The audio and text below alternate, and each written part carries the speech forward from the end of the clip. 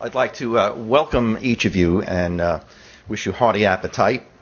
I'm Dr. Barry Brown. I'm an emeritus professor from the University of Arkansas in Fayetteville, and I'm currently the CTO of ABFIT Products. And we've developed a system called ABTest, which we believe is the next major biometric screen and the only one that's truly focused on low back pain and injury. And why is that important? Because we know over 2 million Americans are diagnosed with low back issues that cost approximately $100 billion every year. Now, we developed this ABTest solution at the University in Fayetteville by testing about 4,000 people starting back in the mid-90s. And we looked at 7 different groups. We'll talk about some of them. And we have published and presented our research actually worldwide. And we believe that ABTest will become the 4th core biometric screen, pretty much complementing blood chemistry, blood pressure, as well as body weight, that normally is conducted on about 10 million people every month. We have the only repeatable, quantifiable solution for measuring core strength and fatigue to quickly assess low back pain and injury. Now, our target market includes rehab centers, athletic teams, corporate wellness programs, firefighters, and police. And currently, ABTest is being used in several locations, actually in Arkansas and Texas. And we have a prospective one that should be beginning shortly in Seoul, Korea.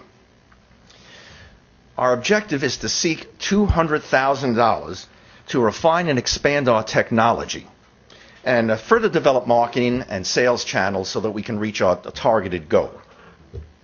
Now, with that introduction, what and who is ABFIT? Well, it's an acronym, and as you see on this slide, it stands for Advanced Biometric Fitness Innovation Technology.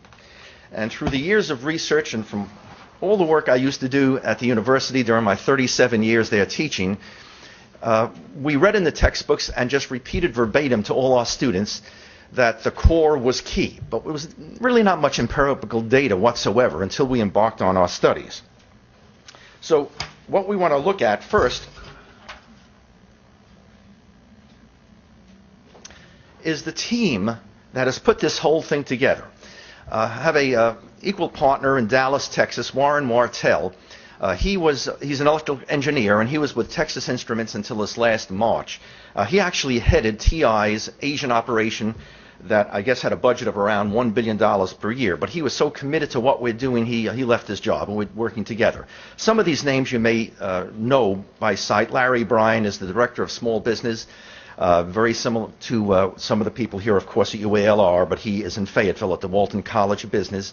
Ro DeBrezzo, who was actually in charge of the new system-wide wellness program that's going to serve 17,000 employees in the state starting this January. She's on our advisory board.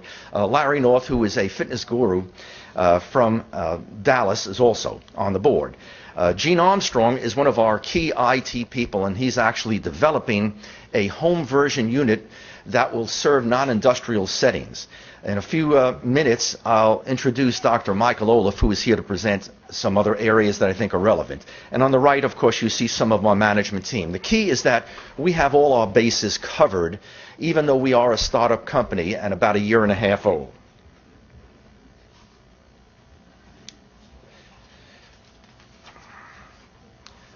First thing when you start any company is you have to identify a problem. So what is the problem that ABFIT actually addresses? Well, we have the data, and of course on the bottom you'll see some of the references, but we also have handouts later on for those who are interested. We have enough for each of you that answers specific questions. If I went around the room and asked each of you, how many of you suffer from low back pain or have within the last 10 years, we probably get a representative sample of at least 50% or more. Well, we know from the data statistically 80% of us will suffer from low back pain at one time or another. In fact, we've conducted studies on this with the U of A offensive linemen a few years back, and we found that all these big guys, the 300-pounders and such, that could not play because they had low back pain, they could not play up to snuff, had 28 pounds less abdominal strength with the system we developed.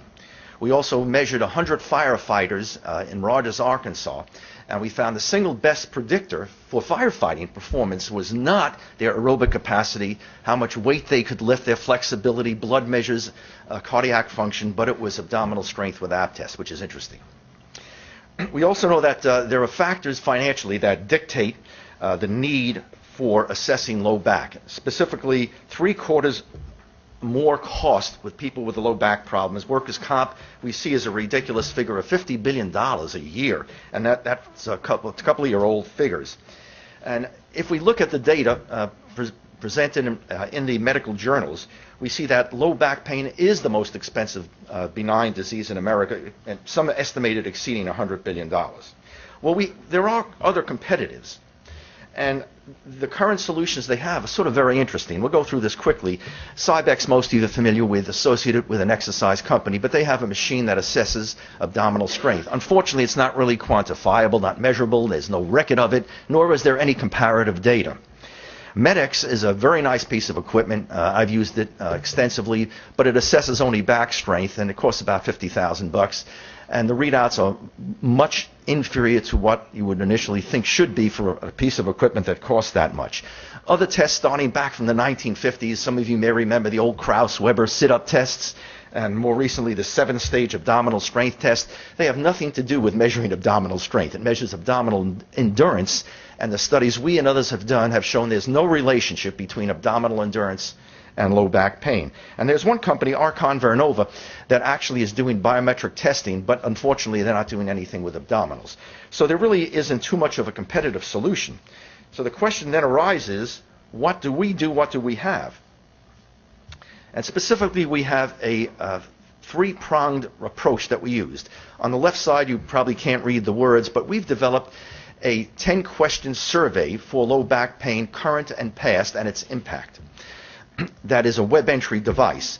From this, we determine whether or not there is an incidence of low back pain and how severe it is and how it affects their life performance. We then test them, and you'll see the photo in the lower left. If we had time and space, of course, we would set this up for you. I know a few of you have actually gone through it and seen it. Steve Stanley has, and a few others in this room, Jeff Amorine, have gone through the test itself. And this is a quantifiable test where we assess abdominal strength, and then as you go to the right, you'll note that we have a readout report. And this report is really significant because we now can classify people's tendency or predictability toward low back pain and injury into 5 categories, from needs immediate attention all the way up to excellent. We have just recently, in fact, assessed the University of Arkansas women's basketball team, and we found that one of the top recruits, obviously will go nameless, had but 13 pounds of abdominal strength. Well, we know from our data, if you have 15 pounds or less, there's a 95% chance that year you're going to have low back injury. Unfortunately, she never told the coaches who were recruiting her that she had had low back injury for the last 2 years. So this is a very valuable tool, obviously, in terms of performance and low back injury itself. You'll also notice above that the Owestry low back. If I had you raise your hands, probably a lot of you who've done work in this area will recognize this is a paper pencil 10-question assessment of how low back injury affects activity of daily living, from sleeping to eating to traveling to sexual activities, etc. So we use all this information, input, and compare it to ab test. And we have, as a result, accumulated data, which I said we've presented and published worldwide, that shows a strong relationship between abdominal strength and low back pain. Well, at this point, I'd like to introduce a gentleman, Dr. Michael Olaf.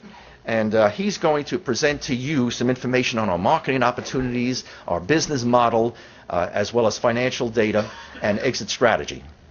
Michael, take it away. We've got about 60 seconds left. So I'm going to combine the next 3 slides into one, if it's okay. Market opportunity, the market strategy, as well as the financial side. There are over 150,000 different orthopedic chiropractic centers in the United States today. We've targeted less than 0.5% to generate $10,000 a piece.